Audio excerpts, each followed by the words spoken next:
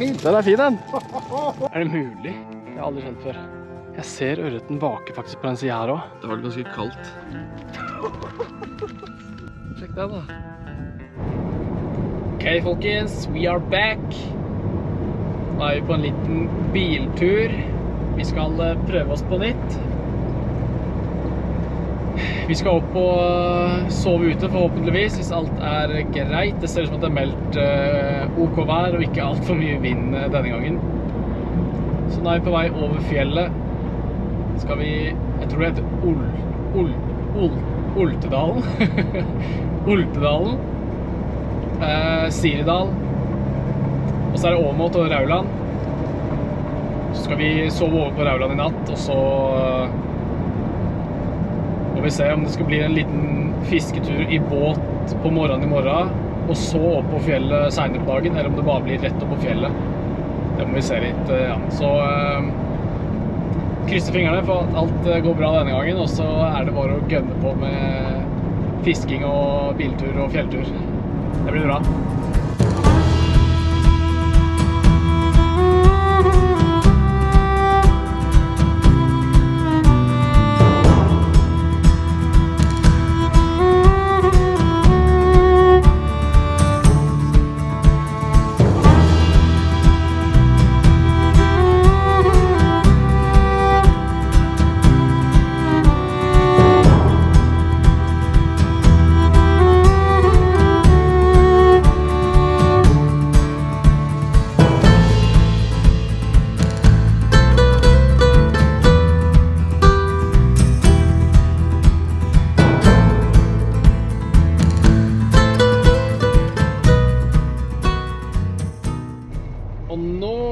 Svinge inn på hytta.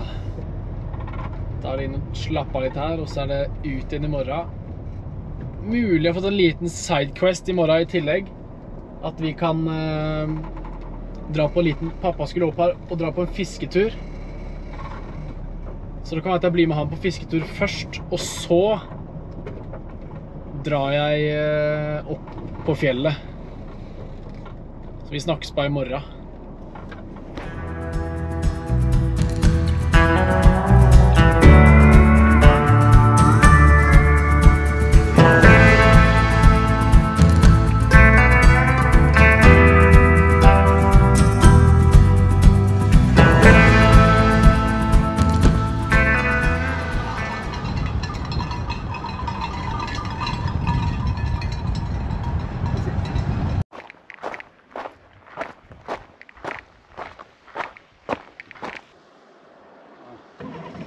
Det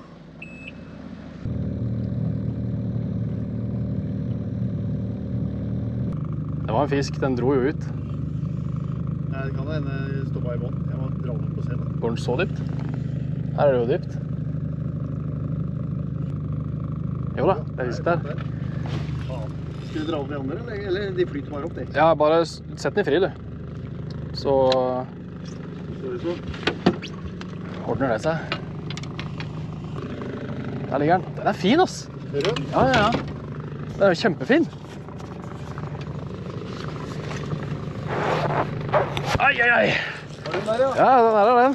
Ja, den var fin. Den er fin, den. Slakker du litt på scenen di? På den, ja. Ja. Dæven, den er jo dritfin, da.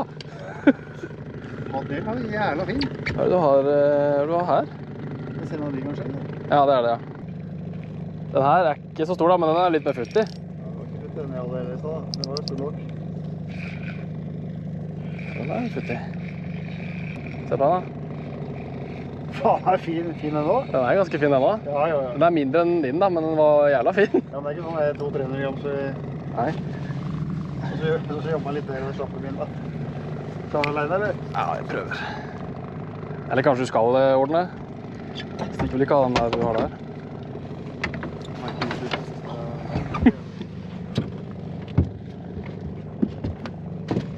Er du klar? Da prøver jeg kanskje.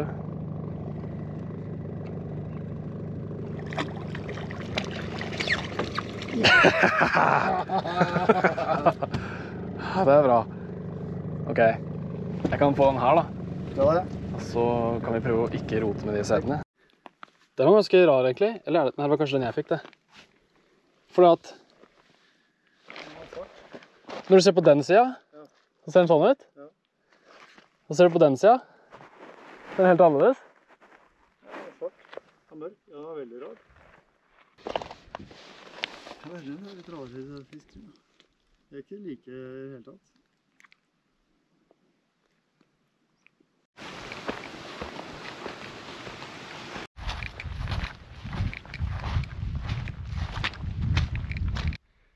Da er vi i gang. Vi har kommet oss litt opp på fjellet nå. Vi har blitt ferdig med den verste bakken. Det ble plutselig litt hastverk. Vi var ute i båt i stad. Og så fisket og koste oss. Så var planen å komme hjem mye tidligere, men plutselig, det vet dere sikkert selv når dere fisker, plutselig så har tidene bare flytt forbi. Så jeg måtte bare hive meg av gårde og pakke sekken og begynne å gå. Før det ble mørkt, egentlig. Så jeg kan få litt tid til å fiske litt og ordne med telt og finne en plass og sånt nå. Været har egentlig vært ganske nice. Ganske oppe hos nå, eller det er veldig oppe hos nå. Det duskregner litt sånn av og til. Akkurat nå så går det greit, men det er ikke meldt noe særlig regn. Så vi tenker vi bare går så fort vi kan til plassen, og så kan vi starte derfra igjen. Det er veldig, veldig bløtt. Mye bløtere enn jeg trodde det skulle være. Så jeg har bare på meg joggesko, for at turskoene mine er litt for trange. Men heller litt bløt på beina enn gnagsår, tenker jeg. Vi gønner på, og så går vi videre, og kommer oss fram, så vi kan slappe av og fiske litt og sånn.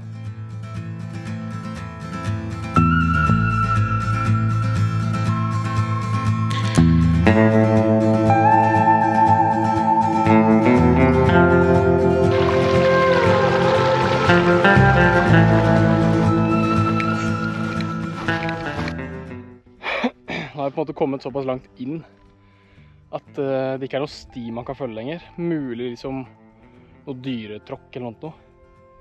Jeg kommer jo gående der bortenifra. Så skal jeg egentlig dit. Men alt det her er myr. Så da må jeg gå over her først. Det er jo et ganske greit vann der oppe for så vidt. Jeg går over her først. Og opp dit. For å komme meg dit og rundt den fjellkneika der. Eller så kan jeg gå oppist og gå rett over, men det har jeg gjort en gang før. Det ser veldig greit ut, men det er mer lyng og kratt enn det man tror herfra. Så det beste er vel egentlig å gå over her, og så følge det fjellet der, og bånden av det fjellet der. Da er det tørrest mulig, og så er det greiest å gå. Og så rundt i hjørnet, og så rundt. Men fy flate, for et vær. Og så stille. Jeg gleder meg til å komme fram nå og bare legge ut liggeunderlaget, og så bare legge seg ned og ikke gjøre noen ting annet enn å fiske. Jeg angret meg nesten med en gang. Jeg gikk 50 meter, og så krysset jeg bare over myra i stedet for. Jeg ble ut på beina uansett. Så jeg gikk på over der, for der var det kortest vei. Og så endret jeg også mening, i stedet for å gå rundt der nå. Jeg skal rundt det fjellet der. I stedet for å gå rundt det, så går jeg bare rett over. Jeg ble ut og sliten fra før av, så hvis bare 5 minutter der.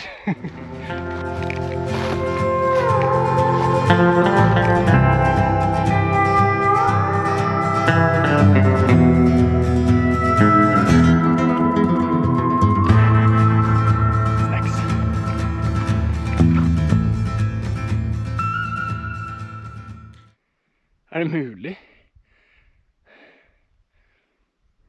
Det har aldri skjedd før. Kom på fjelltoppen her sånn, så kan jeg se det vannet jeg skal bort til. Så ser jeg 2 telt. Hvorfor det? Det er vanskelig å se det på kamera, men de ligger der. Hvorfor er dere her? Da kan det være at jeg bare går videre over til neste fjell. Neste vann, over neste fjell. I stedet for å sove... Jeg pleier å sove på andre siden av det vannet her da. Aldri skjedd før. Det var irriterende. Ja. Får bare gå.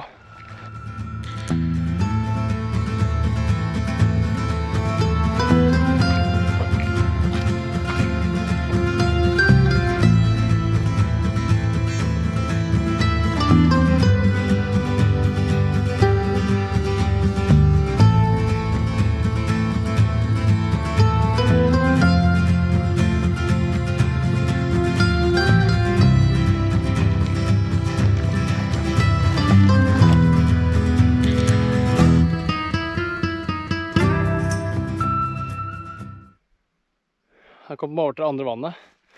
Jeg har ikke større da. Og det ser jo veldig fint ut, men jeg har vært her en gang tidligere. Og det er veldig grunt, men jeg ser ørreten vake faktisk på den siden her også. Det kan godt være bare mini-ørret. Jeg har egentlig mest lyst til å kunne gå over på andre siden, men det er et stykke. Så jeg har lyst til å få slappe av litt og kost litt. Samtidig som det er sol. Så jeg tror det at hvis jeg finner en plass som er fin og flat på den siden her, så tror jeg bare gjør det. Selv om det er veldig fristende å gå rundt. Men det er et stykke. Hoppet det faktisk en ganske stor ørret midt på vannet her. Det er litt vak her. Jeg tror vi prøver å finne en plass i nærheten her, og så får heller sola gå ned når den går ned. Den går jo ned der borte. Ned her en vei. Så får vi jo litt mindre sol her enn hvis vi har lagt oss der borte. Se der. Det er et ganske fint vak, altså.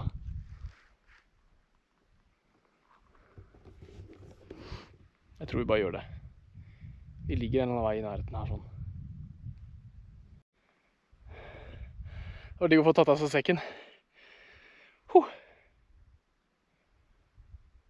Fy flate, det er en gigafisk som dere hopper av, ass.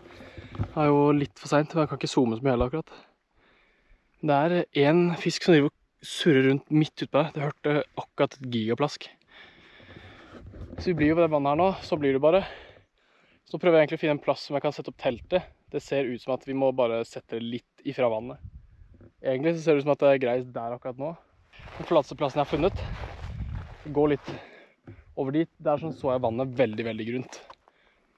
Men hvis det er en fin plass å sette opp teltet der, så kan vi i hvert fall ha teltet der, og så kan man heller flytte seg når man fisker. Jeg fikk i hvert fall avklart at det er ganske stor fisk i det vannet her. Og fått et veldig fint plask.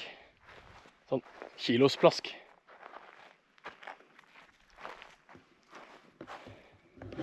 Ikke så galt her nede heller egentlig, men jeg tror det er veldig vått. Det tror jeg.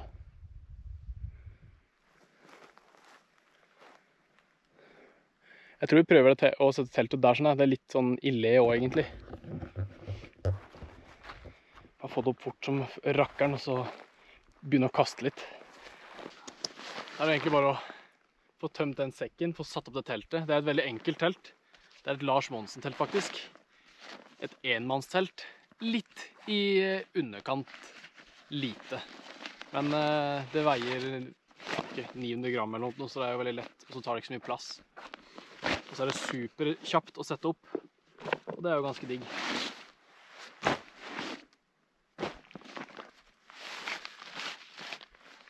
Skal vi se hvor enkelt og greit vi kan sette opp det her nå. Nå har jeg jo allerede stengen i, det er kun 2 stenger der nede i fotenden. Og de fant ut kan like gjerne stå i mens jeg ruller den sammen, pakker den sammen. Så da er det kun den stangen her som skal i her borte.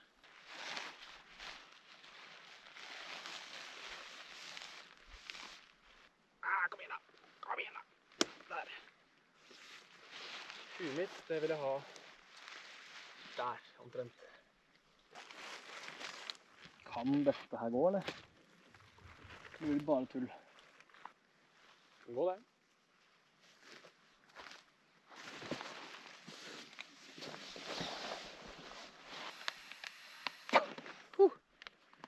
Svimer av før jeg har begynt å fiske.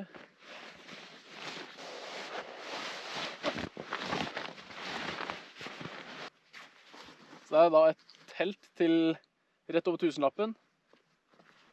Og så er det også en sovepose til 600 kroner eller noe. Det er meldt 6 grader i natt. Og den soveposen her er ikke kjempevarm. Men jeg tror den er varm nok for i kveld. Skal dere få se litt hvordan hjemmet mitt ser ut for i natt. Det er ikke stort, men det er lett og lite. Så jeg tror sokkene mine må nok henge her i natt eller noe og få tørka litt. Sekkene blir jo bare liggende på utsida. Nå må vi finne fram noe fiskeutstyr.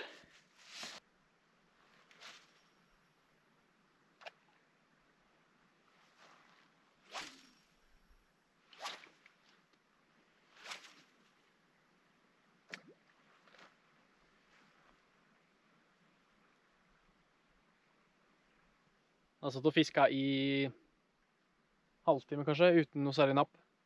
Det vaker fremdeles ganske greit rundt her, så jeg kommer til å stå en stund til. Sola er bak en sky akkurat nå, men den er på vei ned bak fjellet der. Jeg kommer nok sikkert til å stå og kaste her en halvtime-time til, og håpe at vi kan få noe fisk som vi kan lage ved teltet. Noen av dem må jo være interessert i å bite. Hvis ikke jeg helst skulle hatt flue da. Men vi prøver litt til.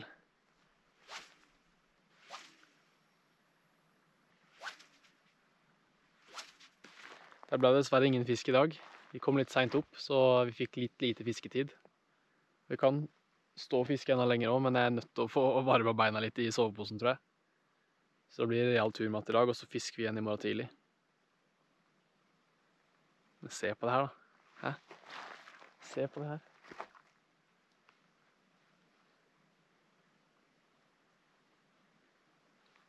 Det er så digg, det. Det er jo så klart fristende å fiske enda mer.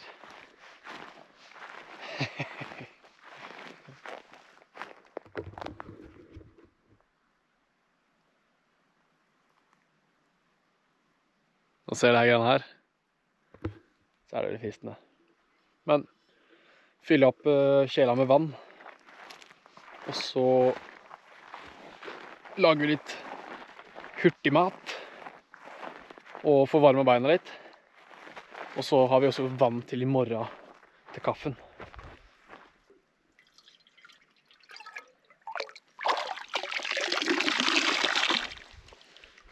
Sånn. Da har vi vann.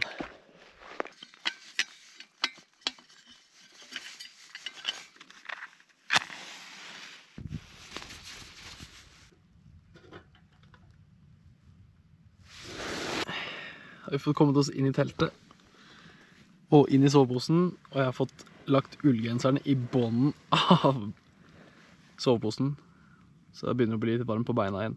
Det er digg. Så nå koker vi opp litt vann, og så spiser vi litt middag.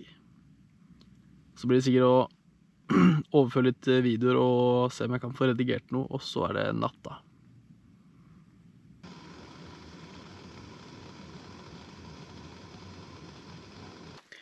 Welcome to my crib. Here's my house. And there's the rest of my house. Det er litt sånn på kanten trang den her når du skal styre og lage litt mat og sånn. Man har ikke så mye å bevege seg på. Og når vi er... Se. Nå er det lukket på utsida her. Man har akkurat plass til et par ting. Så jeg er veldig fornøyd, men jeg kommer nok kanskje en gang til å kjøpe en som er bitte litt større. I hvert fall hvis jeg skal få hund, for det hadde ikke vært sjans å ha en hund her inne nå. Et sånn soveposetelt. Nå har jeg kokt opp vann, fylt opp i litt real turmat. Eller fylt vann oppi litt real turmat. Og så fant jeg ut at jeg har heller ikke skei til å spise det her greiene med, så jeg må prøve å spise den med, prøvde å lage det så tørr jeg kunne, og så spiser jeg bare med kniven. Det ordner seg. Jeg er ikke sånn kjempesulten egentlig, men jeg kan spise litt i hvert fall. Så ble jeg egentlig ganske trøtt når jeg lå og så på kjelen som kokte. Så tenker vi bare kaller det en dag. Spiser jeg litt nå, og så legger jeg meg egentlig. Snakkes igjen i morgen tidlig.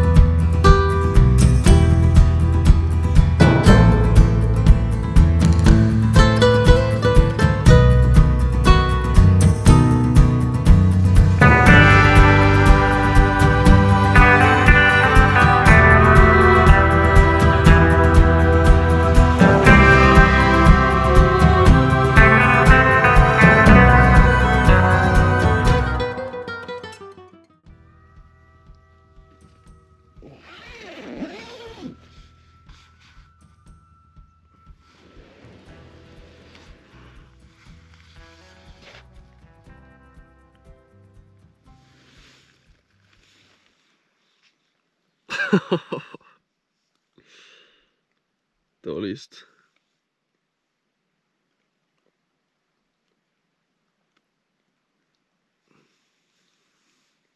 Kongevær i hvert fall da. Åh, hånda mi sovner. Jeg sov. Åh, sol. Digg. Det har vært ganske kaldt. Når jeg la meg i går, så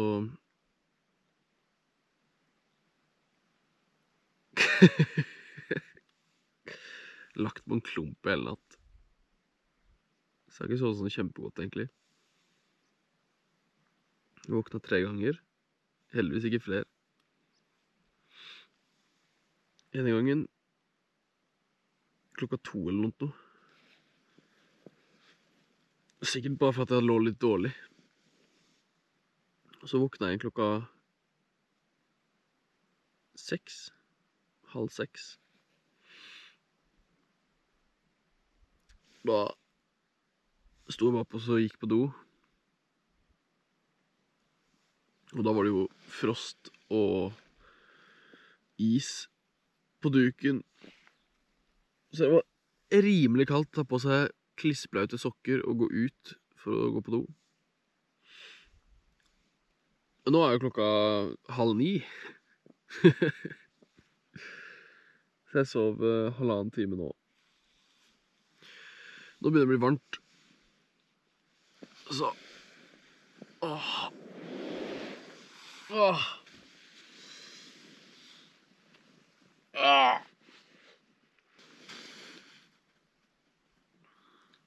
lage noe kaffe da. Og så ut og fiske litt. Når jeg gikk og la meg i går, så puttet jeg ullsokkene i bånden av soveposen. Så tok jeg bare ullgenseren over beina. Og så tok jeg på meg sokkene på morgenen i dag, når jeg skulle ut på do. Da lot jeg det bare være på beina, i håp om at de tørka litt mere. Det er fortsatt fuktig, kjenner jeg, men vannet har i hvert fall blitt varmt. Så beina er ganske varme nå. Ja. Det blir sikkert ikke så digg å ta på seg de her. De er jo klissblaute. Jeg tror jeg må få tak i noen ordentlige sko.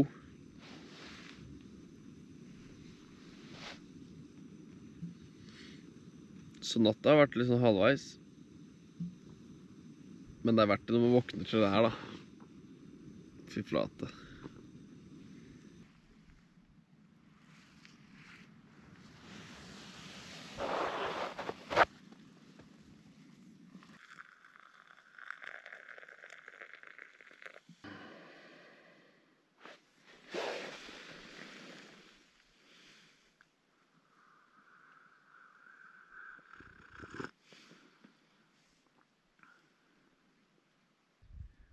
Det er noe man aldri angrer på. Så jeg anbefaler alle å prøve dette her. Hvis dere er litt glad i natur, så er det absolutt noe å prøve. Jeg er ikke noe hardcore naturmann heller, men på dager som det her, når man har planlagt litt ordentlig, i forhold til vær, så er dette her helt konge. Våkner opp i dag, det er så å si nesten vindstille. Sola skinner. Det er ingen folk i nærheten. Vi har kaffe. Vi hadde middag i går. Vi har vann. Og vi har hele dagen foran oss. Dette er virkelig noe å prøve. Hvis du ikke har prøvd det før, så trenger du ikke å være super naturperson for å kunne gjøre det her. Så lenge været er greit nok, så kan det ikke bli mer enn kos. Hadde underlaget vært litt bedre, så er det bedre enn å sove hjemme. Og du våkner opp helt alene i naturen, uten en eneste lyd. Hørt noen fugler, og så har jeg hørt fisk som vaker. Nei, gjør det her oftere.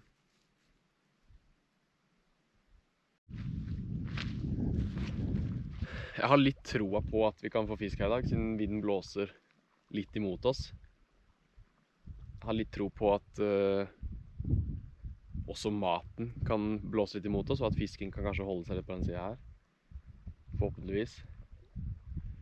Fisker med noe som jeg egentlig sjelden fisker med. Møresilla. 10 grams. Den blinker godt, men så er det også litt svart og rødt på den.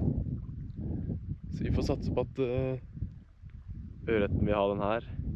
Det var jo veldig mye vakende ørret her i går, så jeg har egentlig litt troa på at flue kunne vært en god idé her. Men vi prøver med en møresille her, og så ser vi hva vi får.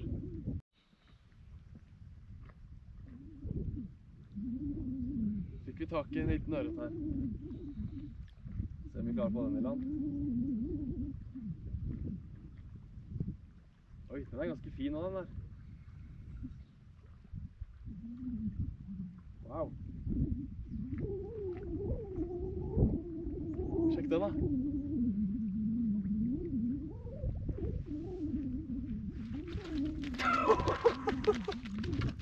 Den er fin også. Sjekk den da. Hæ? Der snakker vi frokost.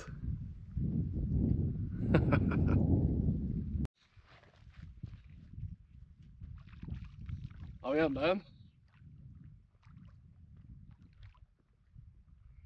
Den er ganske fin den her også, ser det ut som. Samme størrelse.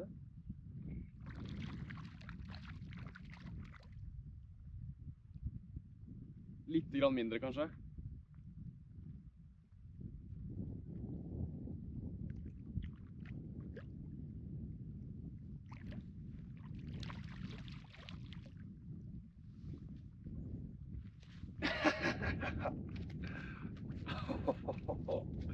Nå har vi i hvert fall mat. Det er ingen tvil om.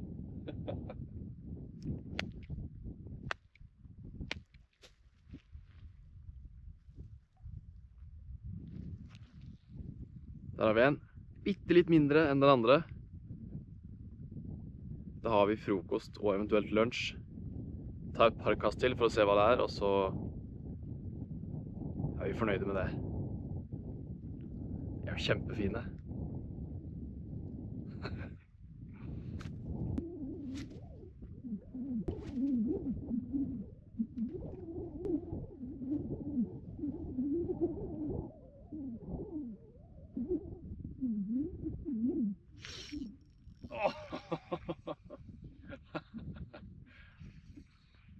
I dag har det virkelig våknet til liv. I går så var det litt døre her. Det var nok mer fluer de ville ha.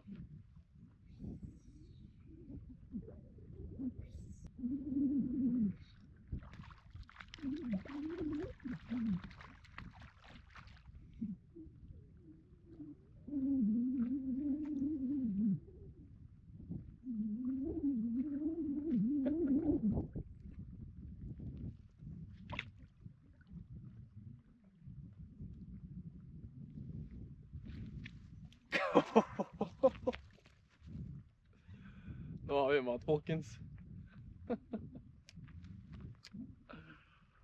Å, fy flate. Helt konge.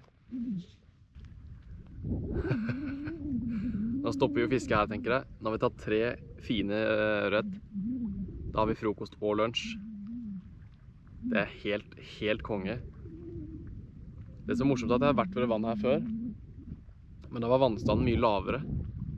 Og da var det ingenting, og det var alt for grunn til å kaste her. Men nå er det fisk her. Det er ikke noen tvil. Det hørte jeg for så vidt i går da jeg hørte på alle de vaka som var her, så var det den størrelsen her oppover, og mindre så klart da. Men det var noen ganske fine plask i går. Siden fiskene er såpass små, selv om det er jo kjempefine fisk. Se på fargen på den her.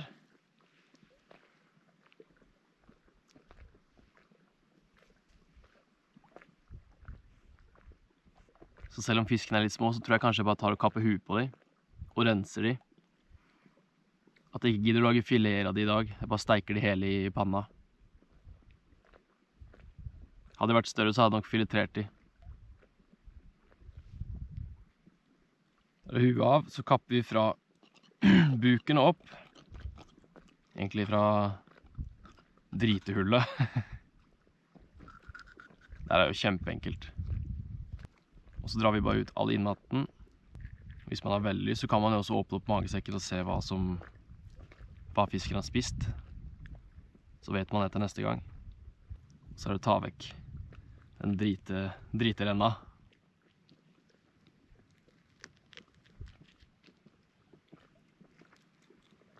Og så er man egentlig ferdig.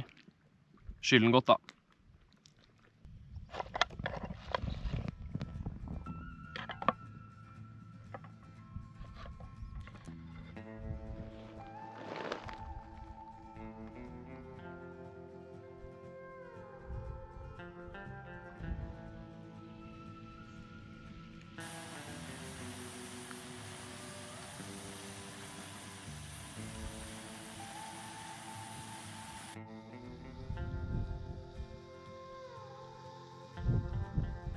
Steiker den lenge nok, når det er så små fisk, så kan du bare dra kjøttet av beinet.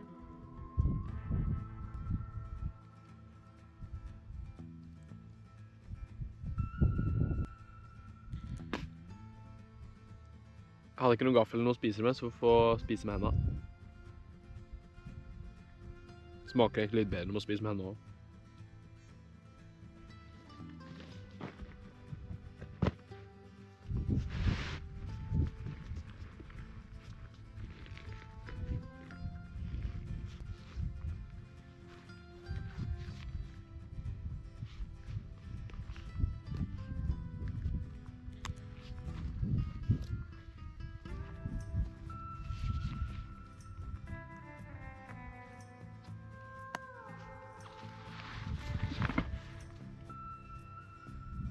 Da har vi pakket det vi hadde med oss, ryddet opp. Det er ingen som kan se at vi har vært her. Så begynner jeg å tusle hjemover igjen. Og så er det jo et par timer kjøretur før jeg er helt hjemme i dag. Tusen takk for at dere har sett på. Dette har vært dritnice. Og jeg gleder meg til neste gang jeg skal ut og gjøre noe likt. Så tusen hjertelig takk. Vi snakkes neste gang.